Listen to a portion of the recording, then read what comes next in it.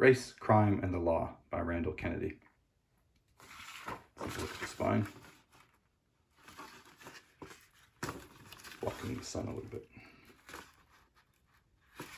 Randall Kennedy is a Harvard law professor. He's written a bunch of books, or several books about law. And this one is about, well, race, crime, and the law.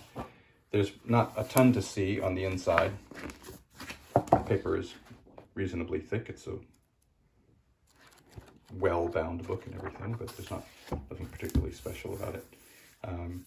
The idea is that he goes into all sorts of, well, he's a law professor, so he knows the law, but he also goes into sort of statistics and you know what's really happening, and tries to draw some conclusions about it, but also just explaining how the law and race, well, crime and the law and race, how they intersect, and maybe why they intersect, and some of the things that we hear about how different races are treated by the law. Are those true? Are they not true?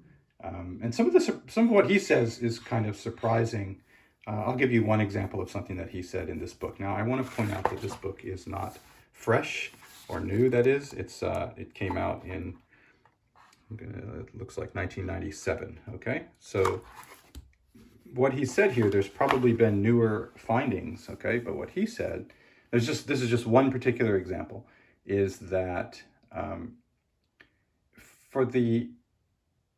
if you do a violent attack, let's see, if a white person does a violent attack on a black person, or a black person does a violent attack on the black person, it's not the case that the black criminal will get a higher sentence.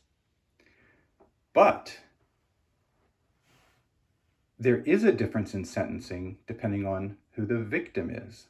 So let's say you take the same black criminal, he attacks a black person, he will get a lower sentence than if he attacks a white person. It's not about his race, it's about the victim's race. And this is the same. If a white criminal attacks a black person, he gets a lower sentence. I'm saying he, which is unfair, but let's stick with it because I started that way. If he attacks a white person, he will get a higher sentence. Anyway, that was one of the things that's one of the conclusions that he came to, that Randall Kennedy came to. And as I say, since then, maybe there have been other studies, better studies, and more research that shows that in fact there are differences depending on who the criminal is, and it's not so much about the victim or something. I don't know. I'm just telling you what's in this book. Anyway, I found it very interesting at the time that I read it. If I were going to look for something about race, crime, and the law today, I'm not sure if this is the most up-to-date one, so I would probably look around and see if there was something more up-to-date. But I would love to read, if he's written one more up-to-date, and I haven't looked into it, I'd read Randall Kennedy, because he is very, very good. He's very sharp. He anticipates the objections to what he's saying, and then he spells out answers to them. And he doesn't seem to be hiding anything or cherry picking. I like the guy. I think he's done a good job. But what do I know? Very, very little. Okay, Race, Crime, and the Law by Randall Kennedy.